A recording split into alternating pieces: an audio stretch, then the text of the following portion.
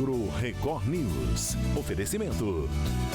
Bradesco, de ponta a ponta é com o Bradesco que o agro conta. Micro Essentials da Mosaic, NPS em grano no único.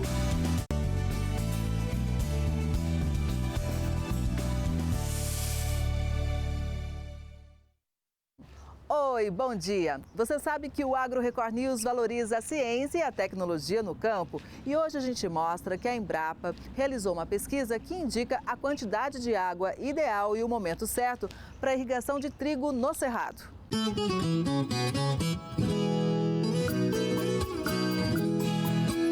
No Distrito Federal, a produção de trigo vem aumentando a cada ano. Segundo a Companhia Nacional de Abastecimento, nós tivemos 7 mil hectares de área plantada na safra de julho de 2024, um aumento de 81% em relação a 2023, que foi de 3,4 mil hectares. De acordo com os últimos dados da Conab, o DF produziu mais de 25 mil toneladas de trigo. E para quem utiliza o sistema de irrigação na lavoura, tem uma novidade. Pesquisadores da Embrapa definiram o momento ideal para começar a irrigação, utilizando a quantidade certa de água e mantendo a produtividade no campo. Uma das cultivares estudadas foi a BRS 394, que se destaca pelo alto potencial produtivo, curto ciclo de produção e excelente qualidade para a indústria de panificação. Jorge Antonini é um dos responsáveis pela pesquisa. Então essa pesquisa ela trouxe novos parâmetros para a irrigação adequada na produção de trigo? Sim. Logicamente que todo tipo de solo tem uma capacidade de armazenamento de água, né? E é essa capacidade de armazenamento de água que nós temos que administrar em cada irrigação. A gente chama capacidade de água disponível, chama CAD do solo. Então, o que foi desenvolvido? Nós desenvolvemos uma pesquisa onde nós chegamos à conclusão que quando 40% dessa capacidade de armazenamento de água do solo é consumida pela cultura, nós temos que voltar a irrigar novamente. Por quê? Porque se não for irrigado novamente, a planta vai começar a ter dificuldade para extrair água do solo, porque o solo, à medida que ele perde água, essa água vai ficando cada vez mais fortemente retida no solo. Se nós deixar passar desse ponto, a planta poderá prejudicar a sua produtividade. Então a gente definiu, em função dessa planta, que é o trigo, o momento de irrigar, que é quando gastar 40% da capacidade de água disponível do solo.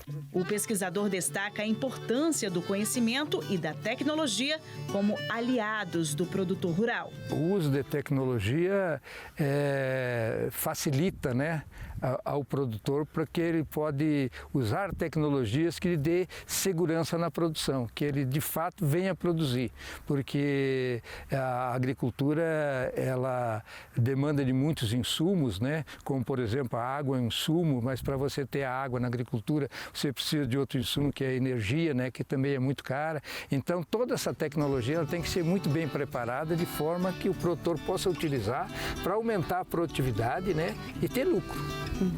Que é o mais importante, né? E com sustentabilidade. E com sustentabilidade, não resta a menor dúvida. Pescadores da Praia do Farol do Santo Tomé, em Campos, no Rio de Janeiro, estão sofrendo com o avanço do mar. Ações emergenciais já estão sendo realizadas. Há mais de 10 anos que Gilda tem o mar como quintal de casa. Um privilégio, mas que com o passar do tempo se tornou um pesadelo. Tem noite que a gente não dorme, né? Porque tem medo, né? Porque a água vem até lá na cozinha. Enchemos o saco de areia e colocamos na porta, né? Porque a força da água vinha arrebentando tudo. Ao seguir pela orla sentido Praia de Barra do Furado, que fica no município de Quissamã, as condições da estrada ficam piores. Foram feitos desvios emergenciais. A mais recente interdição foi da curva do Mangue de Carapebas.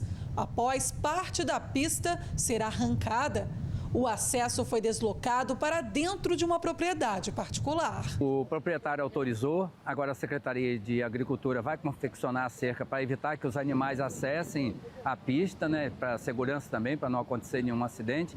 Mas isso tem sido recorrente em todo o Brasil, em todo o litoral.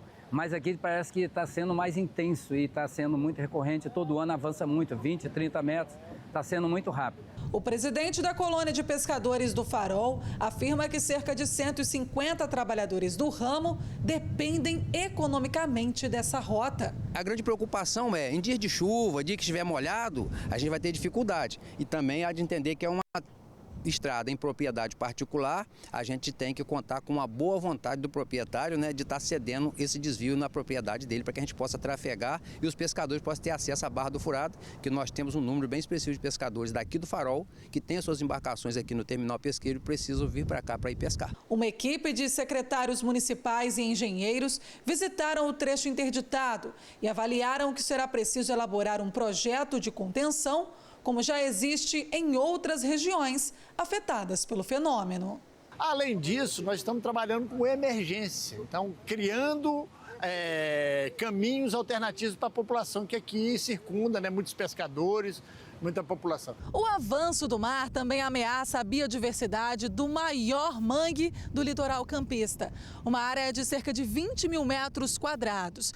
Para se ter uma ideia do impacto da alta concentração de água salgada, nesta parte, os galhos secos evidenciam a morte do manguezal.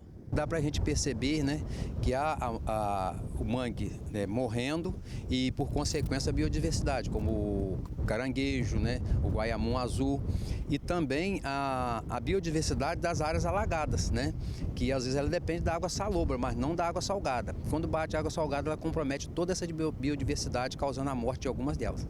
Uma equipe de pesquisadores e especialistas esteve no mangue para retirar amostras necessárias para um trabalho de revitalização do ecossistema já deteriorado. A gente vai trazer, junto com o Campus Mais Verde, 300 mudas de mangue branco, que é a espécie predominante ali na região, espécie mais resistente também, né, àquela área.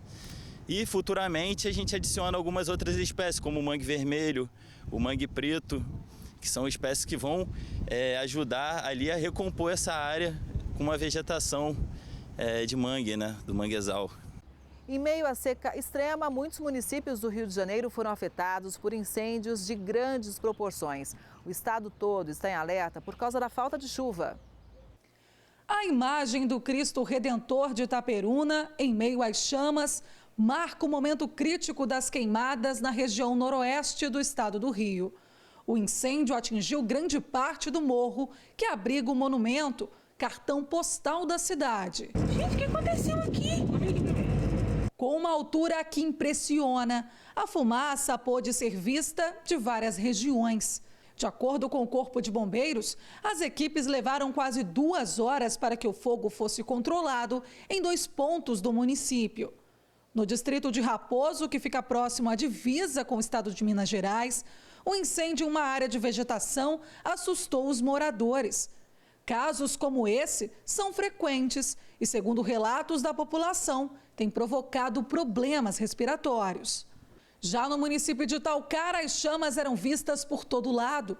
Na zona rural, às margens da RJ 158. Muito próximas da rodovia, a fumaça atrapalhou a visibilidade dos motoristas. Um acidente acabou sendo provocado pela queda de árvores na pista. Nós, através de contato com os bombeiros, acionando a Guarda Civil para que pudesse interditar totalmente a rodovia para que os militares pudessem trabalhar em segurança e aqueles que transitavam também pela rodovia pudessem estar em segurança. Após o controle do incêndio, o cenário era de devastação. O fogo resumiu uma grande área de vegetação em cinzas. Apesar de haver casas próximas da queimada, os imóveis estavam sem moradores, de acordo com a Defesa Civil Municipal.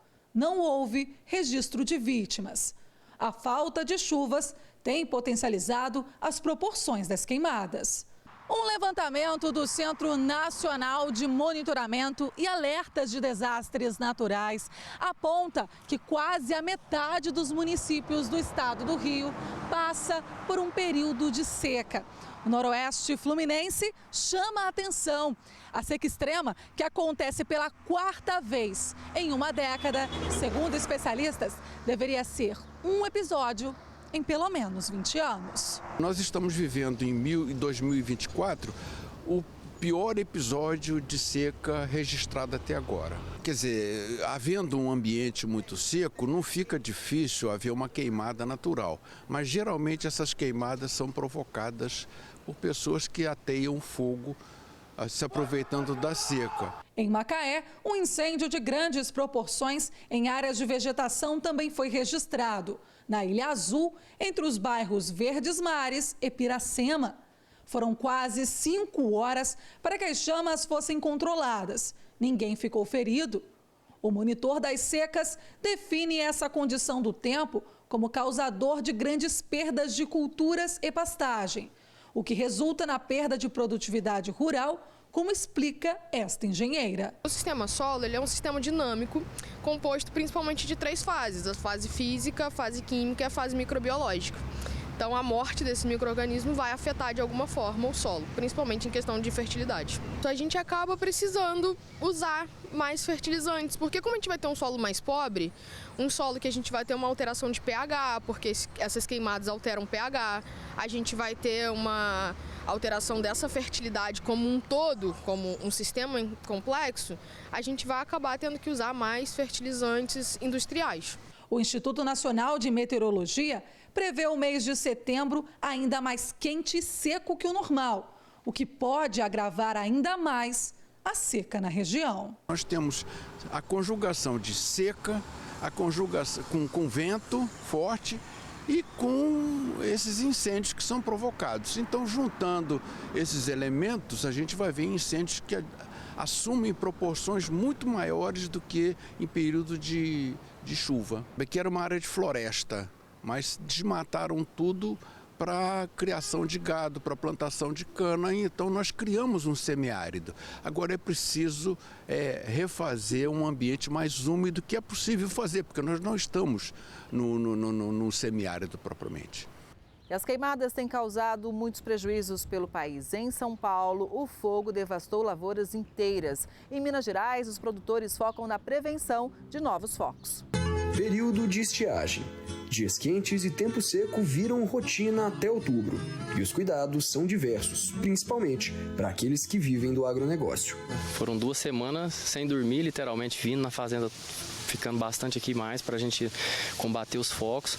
Então, assim, você viu que queimou muita cerca, que a gente toca aqui a parte da pecuária, né? Era cerca nova que a gente refez de reserva, vamos ter que trocar tudo, refazer tudo de novo devido a esse incêndio. A vegetação extremamente seca nessa época do ano é um prato cheio para os incêndios florestais. E além de pegar fogo com facilidade, as chamas se alastram rapidamente. Mas você se engana se acha que não há uma forma de minimizar esse problema. Vê essas marcas aqui no chão? Essas marcas foram feitas propositalmente para criar o que chamamos de aceiro, uma medida de proteção feita para evitar que incêndios se propaguem e atinjam áreas produtivas ou de proteção ambiental. Bom, o aceiro ele é uma das principais medidas preventivas, né, para a contenção dos incêndios florestais. Ele se trata de uma faixa, né, ao lado de áreas de vegetação, nas cercas dos imóveis, né, uma faixa sem vegetação, que a gente faz toda a retirada ali da vegetação, para evitar que o incêndio ele se propague, né, de algum lado para outro, onde tenha alguma ocorrência, né, de incêndio. O tipo de aceiro pode variar de lugar para lugar, dependendo também do propósito pelo qual foi criado. Pode variar se é em área urbana ou se é em área rural, se está em divisa com unidade de conservação ou com área de preservação permanente. E ele pode ser feito ou com uso de máquinas ou propriamente até de forma manual também. A legislação ela prevê algumas medidas, né? No caso em áreas urbanas, né, residenciais ou industriais, é a medida máxima de 15 metros. Em divisas com unidade de conservação já é uma medida de 10 metros. Para casos de áreas de preservação permanente, até 6 metros essa faixa pode chegar. E nos demais casos, uma faixa menor aí de 3 metros de largura. Para o produtor rural, um aceiro pode ser o fator decisivo entre perder grande parte da produção ou sequer ser afetado. Na propriedade dos irmãos Anata, a criação de gado até que não foi impactada pelos incêndios. Já a apicultura... Esse incêndio propagou por mais de 15 dias, até agora temos focos aí em alguns pontos, que a gente está lutando para apagar ele, mas chegou a 600 metros do apiário e as abelhas estão mais agressivas, né, porque elas estão defendendo o mel que elas construíram ali, que tem ali em estoque para elas, né. Diante da situação, a colheita do mel planejada para o próximo mês não deve ser tão boa quanto esperada. A gente tem 2 anos que a gente está trabalhando todo dia nessas colmeias, capturando, até com esse incêndio eu tinha algumas caixas isca aí que eu tinha colocado para capturar novos enxames, para estar ampliando mais esse apiário, né, e tive essa tristeza, né, de ter algumas colmeias queimadas, mas é isso aí, a gente vai construindo, não pode desistir, e esse ano primeira colheita, se Deus quiser, a gente está trabalhando muito para isso. Portanto, é essencial que o produtor já tenha em mente medidas para evitar os prejuízos trazidos pelo fogo nessa época do ano. Se o caminho escolhido for criar aceiros, é muito importante ficar atento também à forma correta de realizar a manutenção desses locais, para não só garantir a efetividade da medida, mas também evitar outros tipos de problemas que podem ser causados pela falta de cuidado. Após a passagem do período de estiagem, né, de seca, com essa vegetação crescendo, é importante que seja feita a manutenção desses aceiros para até facilitar a gestão disso tudo, porque depois que a vegetação cresce ali, fica mais dificultoso para você fazer a manutenção, talvez você tenha até que construir um novo aceiro. Os preços do café Conilon atingiram patamares jamais vistos e o clima deve continuar favorecendo, inclusive, o aumento do Robusta. Segundo uma pesquisa da agência de notícias britânica Reuters, os preços dos contratos futuros do café arábica e robusta, o Conilon, na Bolsa de Londres, devem encerrar 2024 mais altos do que agora.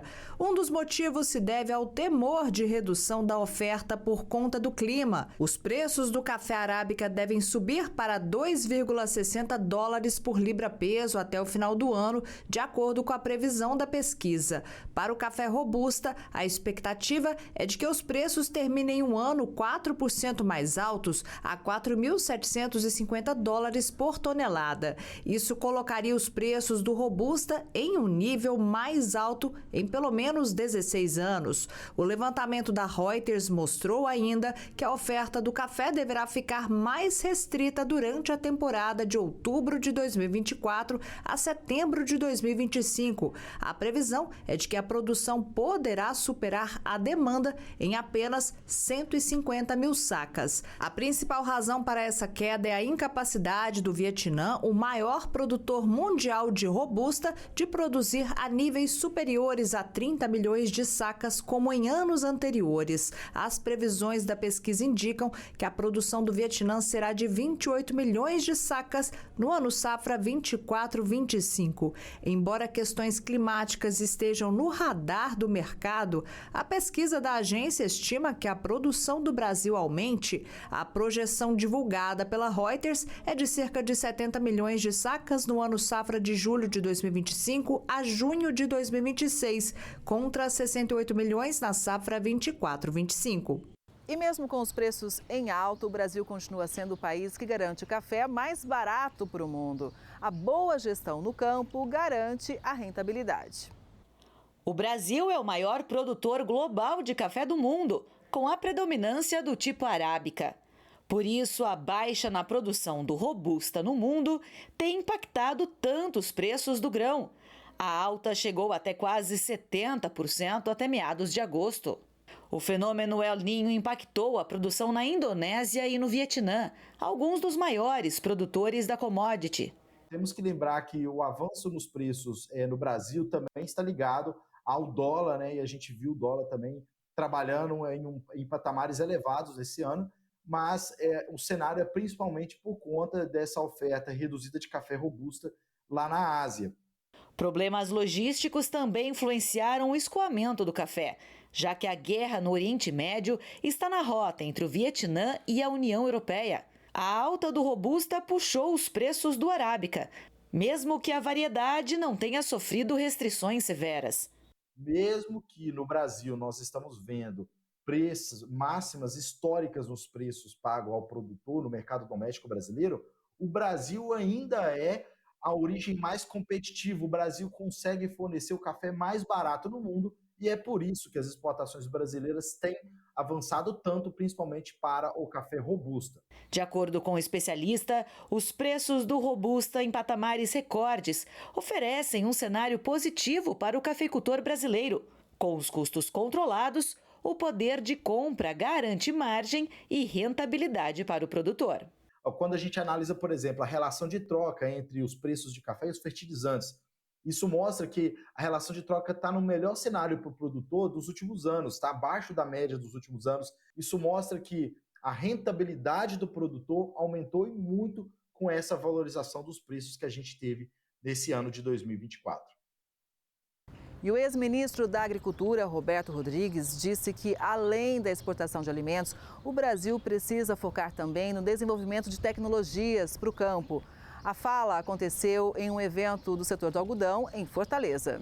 Tem uma convicção muito clara de que o mundo hoje vive acossado por 4 fantasmas tenebrosos, que são segurança alimentar, segurança energética, mudanças climáticas e desigualdade social. Esses 4 fantasmas estão destruindo a democracia no mundo inteiro e a paz universal também. É preciso eliminá-los.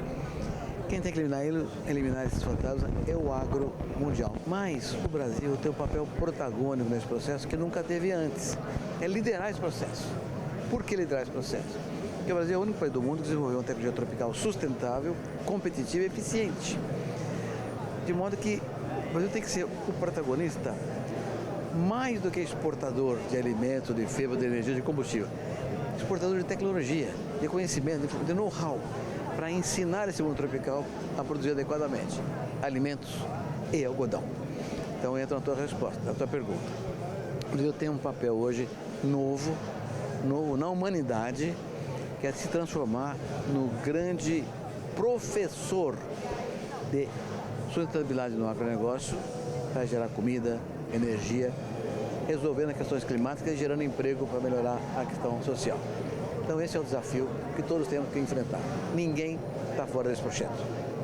Então, o Brasil, a gente já sabe do tamanho, da potência, da pujança, e hoje se fala muito na produção sustentável, que é realmente uma necessidade, uma realidade em boa parte da produção brasileira. É possível produzir mais na mesma área, desenvolvendo tecnologia, tecnificação do campo, como o senhor disse. Exatamente. Intensificar o processo, fazendo conta, olhando o mercado, olhando os cenários, dando conta para fazer aquilo que é correto, tecnicamente, ambientalmente, socialmente falando. Sustentabilidade. Esse é o processo. E nós vamos vencer isso porque nós temos essa capacidade. Por isso que eventos assim são tão importantes, quando a cadeia está reunida, grandes dispensadores, entendedores, desde o produtor até quem desenvolve a tecnologia, quem pesquisa, faz a máquina. Então é importante esse momento para que essas questões sejam levantadas e venham à tona. A cadeia de produção tem elos. Todos têm que ter a mesma força, porque senão vai romper a cadeia no mais fraco. E é sempre o produtor. Então é essencial que haja essa uniformidade de comportamento na cadeia para que todos participem dos mesmos resultados igualitariamente. E no mesmo congresso, o presidente da Apex, Jorge Viana, falou sobre a parceria com o Egito e também sobre os desafios para o algodão brasileiro chegar a novos mercados. E hoje o Brasil é uma referência de algodão. 82% do nosso algodão é certificado. 100% do que exportamos é rastreável e isso é um cartão de visita extraordinário para a gente poder conquistar o mercado do mundo, mas a concorrência é muito forte com os Estados Unidos, porque as indústrias de confecções estão basicamente na Ásia, sudeste da Ásia, e é lá que também tem uma outra disputa. Nós já botamos, nós da Apex e a Brapa, Associação Brasileira do Algodão, inclusive um escritório que é fruto de um projeto que a gente tem para fazer a disputa do mercado local, lá na Ásia, que é o maior mercado do mundo para o algodão brasileiro e de outros países. Bom, a abertura do mercado egípcio para o algodão é uma grande conquista também, não às vezes pelo volume, mas pela representatividade.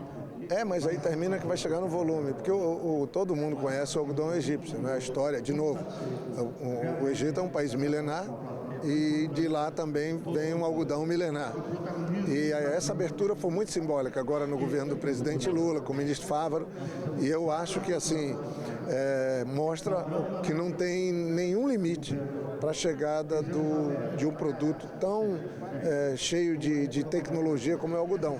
Porque no passado praticamente foi dizimado o algodão no Brasil por causa de pragas. Então, construir um ecossistema que pudesse ter um algodão de muita qualidade, como tem o algodão nosso, e com sustentabilidade, é uma coisa incrível. É um processo pedagógico que deve servir para qualquer um outro produto. Porque hoje, se nós quisermos seguir conquistando, eu falei isso com o presidente da Apex, que é a agência que trabalha a promoção dos produtos do Brasil. Se quisermos seguir ampliando a presença do Brasil no mundo, seja de proteína animal, seja dos produtos gerais da agropecuária ou da grãos da agricultura, temos que ter a marca de que o Brasil trabalha com sustentabilidade, que trabalha com ESG, que é a parte ambiental, a parte social e uma boa governança. Sem isso, você perde o cartão de visita mais importante para a gente ampliar a presença do Brasil na Europa e em todo o mundo. Agricultores do Distrito Federal se reuniram para um dia de campo. O evento focou nas culturas do tomate e do morango. Os produtores rurais tiveram um dia inteiro de aprendizado, na teoria e na prática. Eles participaram do dia de campo do circuito de treinamento agro. Aqui no Distrito Federal, todo mês a gente faz uma atividade dessa. A gente seleciona dentro dos nossos cases de sucesso da assistência técnica e gerencial, dos produtores que são assistidos pelo Senar, uma propriedade que seja modelo, ou que está tendo alguma inovação, ou que a gente possa ver uma realidade diferente. Aí a gente traz diversos produtores para que eles possam ter uma imersão teórica, eles assistem algumas palestras e aprendem um pouco mais sobre aquela tecnologia, aquela cadeia produtiva, e depois eles têm uma parte prática em que eles veem na prática aquilo que a gente comentou, quais são os ganhos que o produtor conseguiu, quais são as inovações que estão sendo utilizadas em campo. O tema desta edição foi a olericultura, especificamente das culturas do morango e do tomate. E a propriedade que foi escolhida para esta edição do Dia de Campo é essa daqui, a propriedade do Valfredo. Ele que cultiva morango, onde nós estamos, e também tomate. O Valfredo, ele faz essas plantações, está nessa área há mais de 20 anos, mas há apenas 5 meses passou a ter a orientação do Senar. E, Valfredo, como é que tem sido esses 5 meses? Aplicando as tecnologias, as orientações, colocando em prática aquilo que eles repassam, por exemplo, nesses dias de campo. Você já sentiu uma diferença aqui na sua produção? Sim, a diferença ela veio tanto na sanidade das plantas, que nós tivemos vários problemas, tanto no tomate quanto no morango, e o resultado veio de imediato. Você vê, são 5 meses de assistência e já conseguiu dar um resultado assim fantástico. No tomate nós tivemos uma economia muito grande, uma economia tão grande que ela está representando hoje quase 70% de economia em adubação. No morango você também percebeu essa diferença? Percebi também. O morango nós tivemos alguns problemas também e ele controlou a irrigação, ele controlou os defensivos e controlou a forma de irrigação. Então esse conjunto que o Denilson trouxe para nós deu um resultado muito satisfatório. E como é que é hoje você receber na sua propriedade todos esses produtores que estão vindo aqui para pegar esse conhecimento e, claro, um conhecimento na prática? Então, para nós é um prazer, porque eu não quero guardar para mim o que eu estou aprendendo. Eu tenho que colocar para fora. E como é que é? Eu tenho que mostrar. Então, os produtores estão aí, vão tirar as dúvidas. O pessoal do Senar está aí para poder explicar como é que funciona. E, para mim, além de resultado que eu estou tendo, eu consigo transmitir esse resultado para as outras pessoas também. Quem participou do Dia de Campo pôde conhecer e aprender um pouco mais sobre equipamentos para monitoramento de plantas, como extratores de solo, tensiômetros, leitores de seiva e ajustes nutricionais. Aqui a gente tem vários equipamentos que a gente consegue monitorar os sinais de planta. A gente consegue fazer uma avaliação de seiva direto na propriedade, avaliar individualmente cada nutriente, fazer uma avaliação, por exemplo, de cálcio, de potássio, de magnésio, a quantidade de sais que tem na folha da planta e em um tempo de meia hora a gente passar um laudo para o produtor e ele fazer a correção que precisa ser feita naquela planta. Também houve palestras sobre legislação previdenciária rural, inovações tecnológicas e linhas de crédito. Agora eu tenho um recado campeão da Mosaic para você, produtor. Você gosta de futebol, certo? E sabe quando aparece aquele craque que eleva a performance e resolve no campo? Na sua lavoura, o craque é Micro Essentials da Mosaic. O fertilizante com NPS em único grânulo, nitrogênio decisivo para o desenvolvimento das plantas, fósforo de alta solubilidade para raízes robustas e maior enchimento dos grãos. 2 formas de enxofre disponibilizadas conforme a necessidade das plantas. Nutrição uniforme e mais resultados na colheita. Fertilizante com NPS em um único grânulo é Micro Essentials da Mosaic. Performance no mais alto nível. Saiba mais no QR Code ou acesse nutriçãodesafras.com.br. Pecuaristas mineiros têm investido cada vez mais em melhoramento genético, tanto que foi lançado até o projeto Genética em Campo.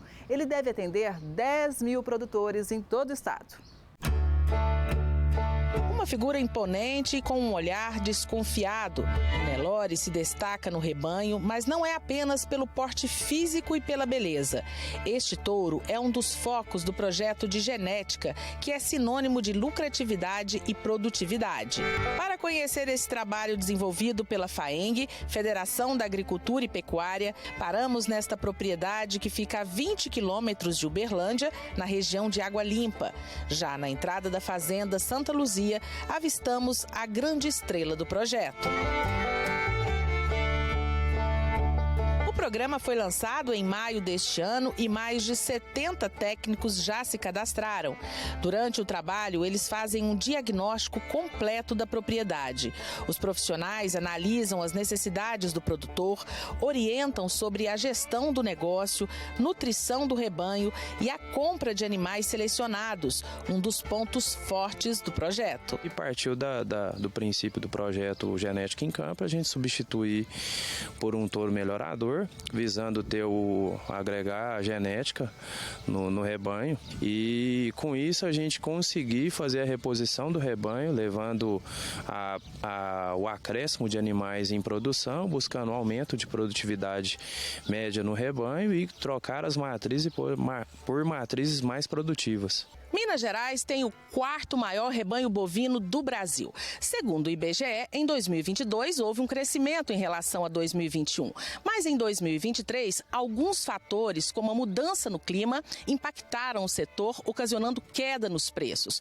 Com a implantação do projeto Genética em Campo, a projeção é que esse cenário mude em 2024. O INAES identificou a oportunidade de levar uma transformação na pecuária mineira, levando um crescimento sustentável com esse programa aí identificado dentro dos grupos de produtores atendidos no programa de assistência técnica e gerencial do sistema. Então, dessa forma, a gente vai conseguir trazer um crescimento sustentável dentro da pecuária mineira. O melhoramento de rebanhos é uma prática comum em várias partes do mundo. Aqui no Brasil, começou na década de 1950 e ano a ano vem ganhando força por meio de pesquisas e implantação de práticas em várias regiões, com destaque para as raças zebuínas, entre elas o Nelore. Wagner Oliveira é empresário e um dos parceiros da FAENG no projeto de aceleração de melhoramento genético.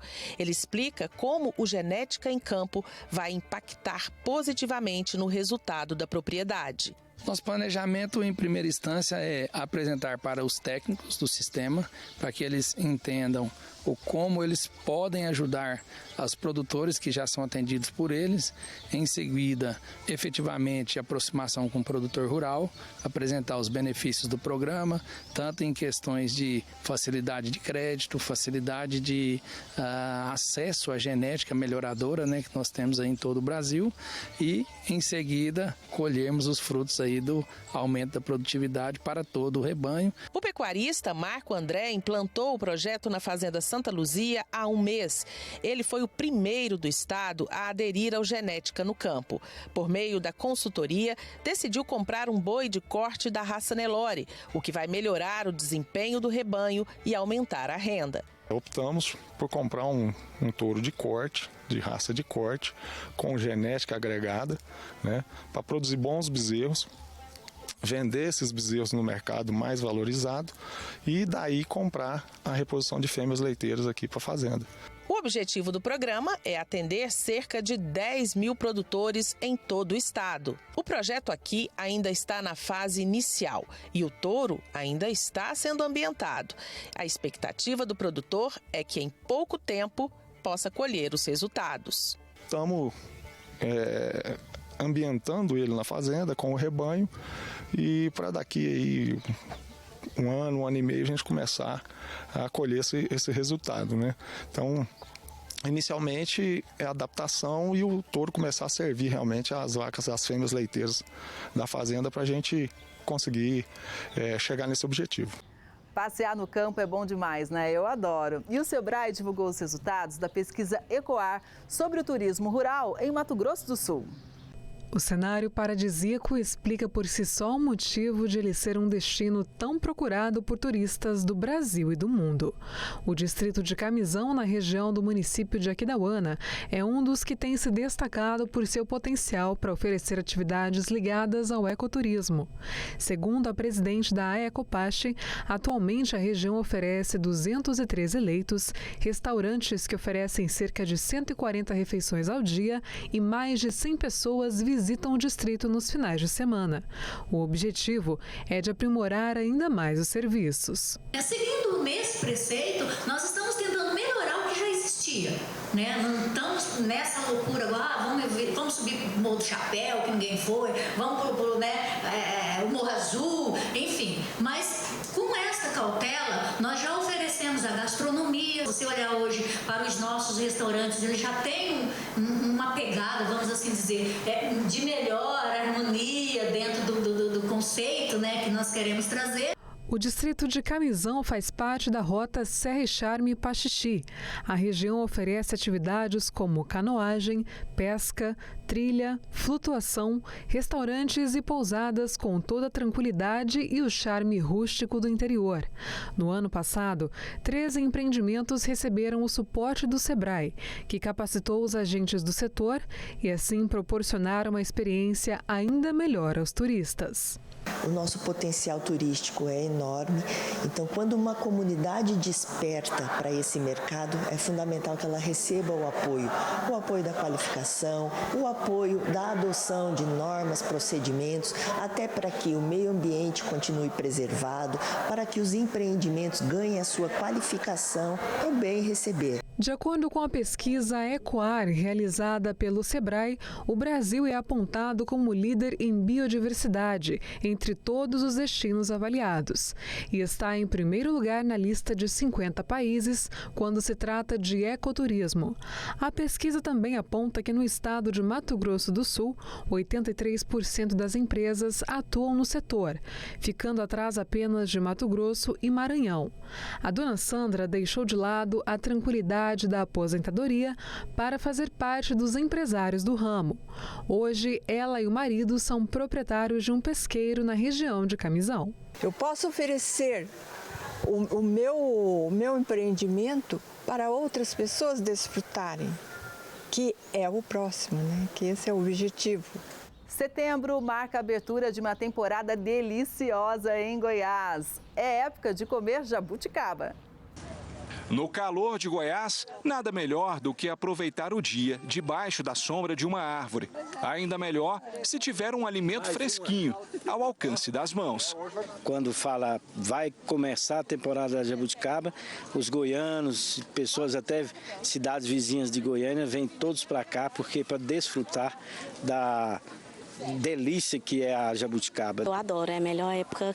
Fico louca para chegar setembro logo. Estamos em Nova Fátima, distrito de Hidrolândia, a 30 quilômetros de Goiânia. A fazenda lotada de turistas é porque finalmente começou a temporada da jabuticaba. Só aqui nessa fazenda são 42 mil pés. As propriedades começam a receber os turistas quando as frutas já estão maduras o suficiente para atender a demanda. A temporada é curta. No ano passado, durou apenas 40 dias. Neste ano, por causa da falta de chuva, a produção deve durar mais e ter melhor qualidade. Você consegue controlar toda a jabuticaba na irrigação. Aí você fica aí com 60 dias de safra, 70 dias de safra. Irrigou ou choveu, ela tem 10 dias para abrir a flor, 30 dias para o fruto ficar maduro e 7 dias para o fruto cair. A fruta roxinha é tipicamente brasileira, nativa da Mata Atlântica, mas Goiás se tornou o maior produtor do mundo. São mais de 200 pomares, que produzem 6 mil toneladas de jabuticaba. A jabuticaba, para o município de Hidrolândia, ela é o carro-chefe. Ela, nessa época, ninguém fala mais nada, só fala em jabuticaba. Além da fruta fresca, a região se especializou na produção de produtos feitos à base de jabuticaba. Tem geleia, doce e até vinho. Mas gostoso mesmo é encostar num pé carregado, comer o quanto der conta e ainda levar uma sacolada para casa. Leva para casa, para os amigos, para os parentes, porque é uma época que só vem de um em um ano, né? Então tem que aproveitar bastante. Camomila, hortelã, gengibre são muitas plantas medicinais com tradição milenar, né? E esse conhecimento todo foi o foco de um projeto com a participação de estudantes.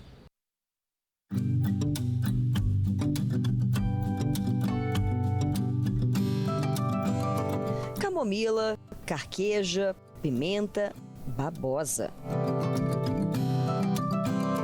São mais de 30 espécies de plantas medicinais espalhadas por esta chácara em Vargem Bonita. Além das plantações, o local serve de base para esta garotada, alunos da Escola Classe IP. Eles fazem parte do projeto Preservar, uma iniciativa voltada para estudantes, educadores e profissionais da área de saúde.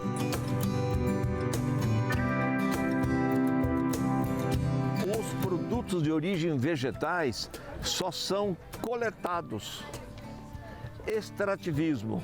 E é ao passo que nós estamos mostrando que tudo é possível cultivar. Nós plantamos, então, tem a época certa de plantar, a época certa de colher, inclusive as ervas medicinais. E esse projeto é para ensinar crianças e adultos que é possível cultivar ervas, preservar a cultura do conhecimento. De julho até setembro de cada ano, os alunos ficam na chácara. Eles estudam para se tornarem monitores do projeto na época da colheita da camomila. A missão, então, de repassar tanto para eles e, obviamente, para as gerações futuras, a relação econômica, social, o potencial das plantas medicinais na promoção à saúde e, sobretudo, as espécies vegetais brasileiras que o projeto cultiva. Esse ano nós vamos realmente destacar muito isso, né? Em tantas espécies que são cultivadas aqui, aquelas que são genuinamente dos nossos biomas, representam a nossa cultura, e o projeto Preservar, como o nome diz, é exatamente essa função: trazer essas informações e, com eles, preservar para gerações futuras o potencial que nós temos despertado ao longo desses 21 anos aqui. Quem visita o local tem a oportunidade de conhecer um pouco mais sobre cada planta. A camomila também é conhecida por camomila alemão e matricaria. E seu nome científico é matricaria camomila. Durante a visitação a esse campo cheio de plantas medicinais, de ervas, quem explica para os visitantes a função de cada plantinha dessa são os estudantes da Escola Classe P. O Jonathan, por exemplo, ele é o responsável por essa linda plantação aqui de camomila. Então, quem passa por aqui, né, Jonathan? Você explica um pouquinho sobre a camomila. Sim. O que é a camomila? Camomila, ela ajuda no brilhamento do cabelo e deixa bem calmante. Bem calmante. E também ela tem uma parte medicinal, que é esses negocinhos brancos. Que negocinhos brancos? São essas florzinhas aqui, ó? Sim, essa parte aqui é a parte medicinal dela, branquinha. E como é que faz? A gente tira isso? Não. Não tira? Não, a gente faz junto com isso. Ah, faz tudo junto, mas o que traz a parte medicinal é essa pétalazinha branca. Sim. É? E com relação a plantar e colher, vocês também sabem sobre isso? Explicam que tem uma época certa? Tipo, eu sei que pra tirar a gente bota 2 ou 3 mãos e tira ela. Ah, olha só que dica legal que ele tá dando. Por exemplo, se eu quiser pegar um pedacinho da camomila, tem uma técnica então. Como é que é? É assim que puxa ela. Que puxa, que aí não estraga a planta. Não, não estraga não. Além de conhecer os canteiros de ervas medicinais, os visitantes passam pelos laboratórios, onde são feitas demonstrações da produção de extrato de algumas plantas e o processamento de secagem das ervas. Eu estou encantada com a quantidade.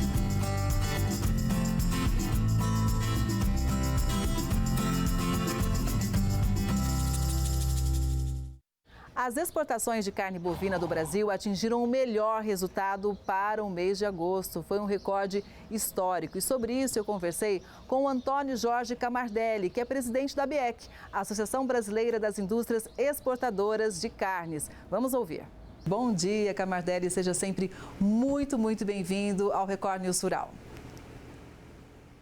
Bom dia, Kelly. Eu que agradeço a oportunidade da gente estar aí falando um pouco, do resultado da soma de esforços de toda a cadeia, Então é importante dar essa mensagem e principalmente acenar com o futuro nas mesmas condições. Exatamente. Como você disse, foi uma soma de esforços, imagino que foram muitos. E quais esforços foram esses que levaram a esse resultado histórico? Na verdade, Kelly, a gente vem...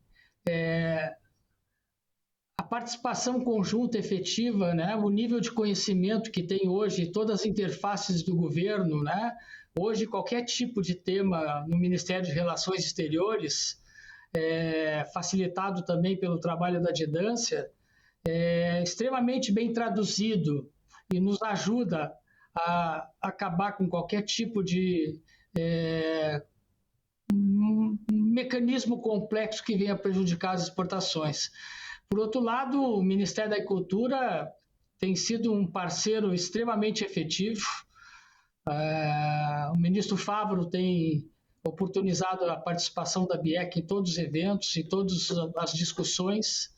E também, sem sombra de dúvida, essa parceria que a gente tem com a Agência de Promoção e Exportações do Brasil, a Apex, que de fato vem a coroar todo esse tipo de processo. Então, a gente tem o produto, tem o local, tem a disciplina, tem o acompanhamento do Itamaraty, dos adidos agrícolas, onde a gente tem a presença deles, E esse estímulo, ele é todo feito antecipadamente, de fato, que a gente possa fazer essa programação, podendo avaliar em qualquer feira, quais são os países que sempre estão presentes, quais são os mecanismos que a gente tem que incentivar.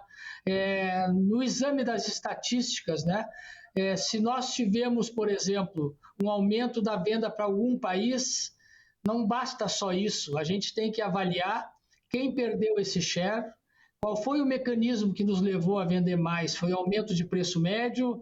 Foi a demanda por um produto específico? Então, é uma jornada bastante longa que, como eu disse anteriormente, faz parte do trabalho conjunto da cadeia, que nasce com o produtor e vai até o frigorífico e tem essa condição de avaliar quais os países em potencial que a gente pode destinar o nosso produto, e é o que tem acontecido. Olha, muito bacana você ter levantado esses pontos pelo seguinte, Camardelli, se a gente vendeu mais, algum país vendeu menos, O que aconteceu para esse resultado de agosto em relação aos mercados compradores? Quem deixou de vender e quem mais comprou da gente? Exato, Kelly. É importante isso, porque todos aqueles países que tiveram, de certa forma, algum bloqueio comercial travestido de barreira técnica, o que a história tem provado é que basta chegar o nosso produto à mesa da dona de casa e as características do nosso produto se evidenciam e ele, indubitavelmente, passa a fazer parte dessa grade competitiva, junto com outros players internacionais. Isso tem se demonstrado de uma forma bastante perene. Isso tem garantido o resultado que a gente hoje pode retratar para todo o país e para todos os pecuaristas e para todos os setores que estão envolvidos com o nosso tema. Exato, é muito relevante a gente mostrar também, trazer um exemplo bem concreto, Camardelli, em relação à Rússia, por exemplo, né? Porque o Brasil importava muito lá atrás e foi feito todo um trabalho, veio o setor e hoje, por exemplo, a Rússia compra da gente, é isso? A Rússia lá pelos idos de 2006, 2007... Nós tivemos vários embates e, de novo, aí a salientar a participação na época do MIDIC, da embaixada, teve um longo tratamento de cotas e o Brasil passou a ser um grande exportador. Se eu me recordo bem, entre as 3 proteínas, aves, suínos e bovinos, nós chegamos a mandar mais de 800 mil toneladas. Depois, na sequência, através de um plano de investimento do próprio governo russo, né, de incentivo, eles passaram a ter alguma certa autonomia em alguma dessas proteínas. Mas, de qualquer forma, o Brasil hoje é um grande exportador ainda para a Rússia, não naqueles volumes, mas exatamente pela característica anterior, né? Hoje o Brasil é um parceiro na Rússia, né? E o nosso produto todo ele é utilizado praticamente como matéria-prima. Esse, Kelly, é um dado que a gente tem que pensar pela característica, né? Tem alguns países que ainda, lamentavelmente, insistem em determinar certas proteções ou bloqueios que não são revestidos de legitimidade nenhuma, porque, segundo a OIE, o Brasil pode exportar para tudo que é lugar, né? Mas tu tem aí Coreia do Sul, Japão, Vietnã e Turquia, que são 30% do mercado importador, que a gente ainda não coloca nenhum quilo de carne in natura. E a grande característica que a gente tem que chamar atenção é que nós não somos competidores de gôndola. E os Estados Unidos hoje é o maior exemplo. Ele tem comprado progressivamente, mensalmente, cada vez mais. E nós somos hoje os grandes parceiros da indústria americana. Nós mandamos 90% de matéria-prima para que seja elaborado carne de indústria para elaboração de hambúrguer. Então, essa é a grande sensibilidade que o Brasil pode hoje, com todo o seu potencial, e talvez com exclusividade, quando a gente fala de volumes de exportação. Veja bem que nós estamos falando de 106 mil toneladas de carne esse mês passado, somente para a China. Não tem nenhum outro país, independente da sua condição de rebanho, fluxo comercial, serenidade política, avanço diplomático, que tem esse potencial de suprir nessa magnitude como o Brasil tem. Isso demonstra, né, que a gente está no caminho certo e que nós temos que dar continuidade à nossa preocupação maior, Kelly, que é tudo isso só é possível através do status sanitário, e essa é uma obrigação de todos. E que o Brasil desempenha um papel muito importante, muito sério e com muita transparência também, né, Camardelli? E eu acho fundamental esse trabalho que a BIEC faz, junto também com o MAPA, com a Apex, como você citou,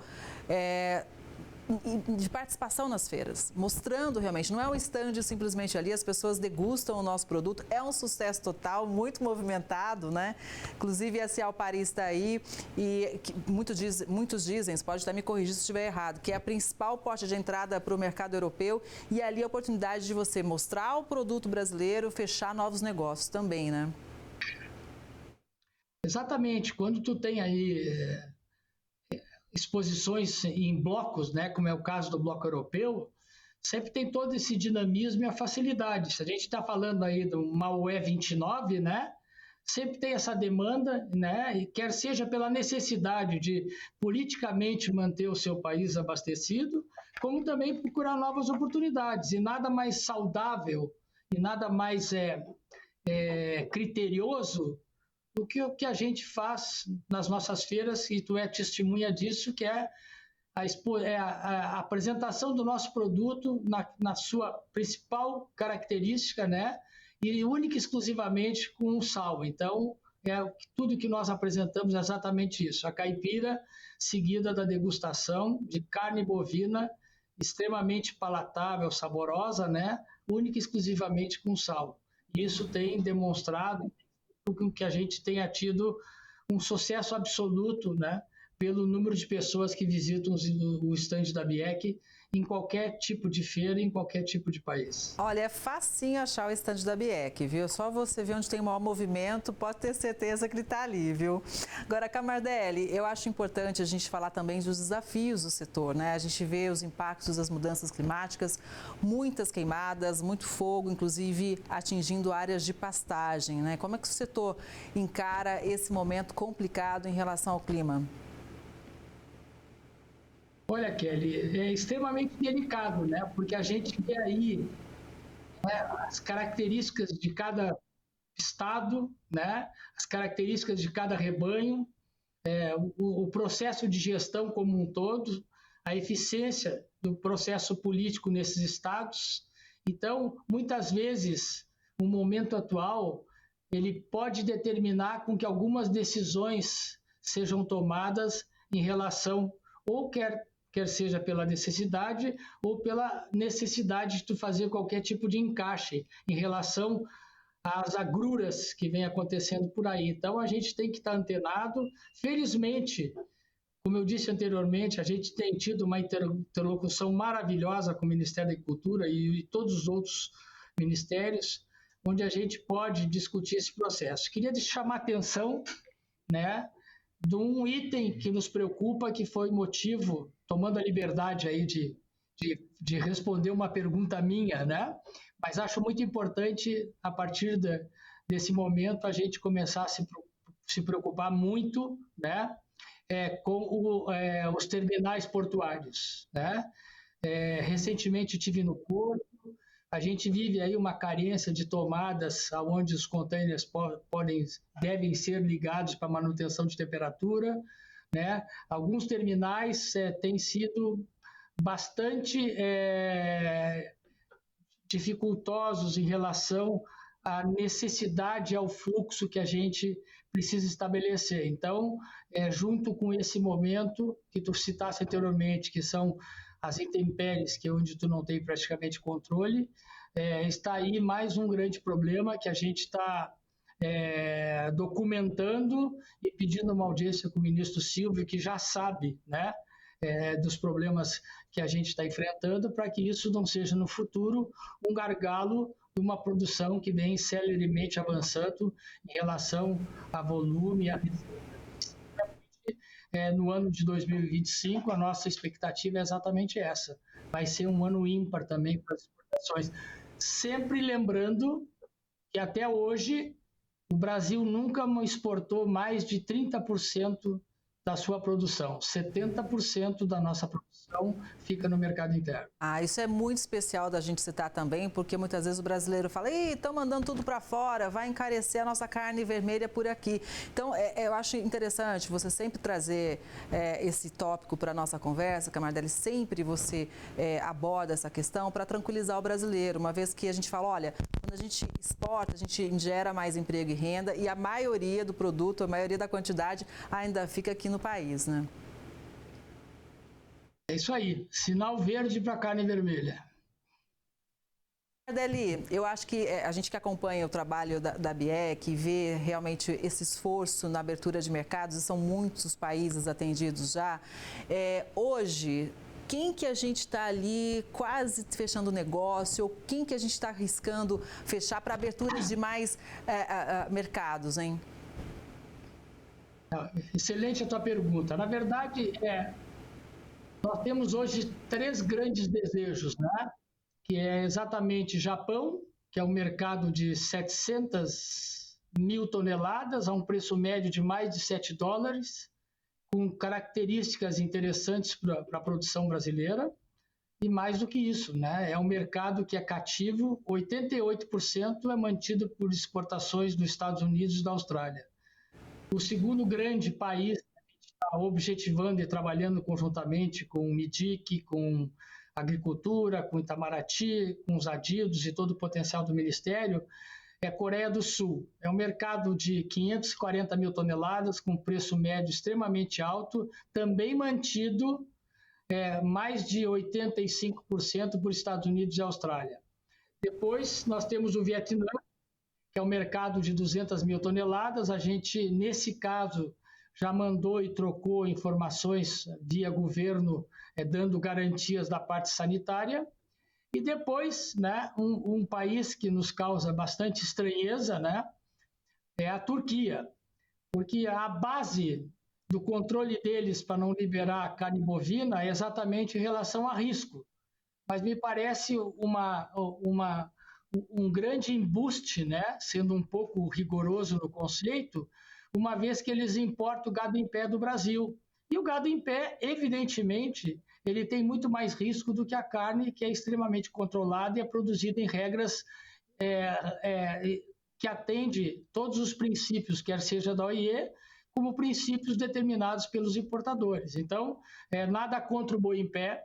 O que a gente está advogando é único e exclusivamente que, pela teoria do risco, obrigatoriamente, a Turquia deveria deixar, né, de adotar esse tipo de critério, utilizando barreiras comerciais como técnicas.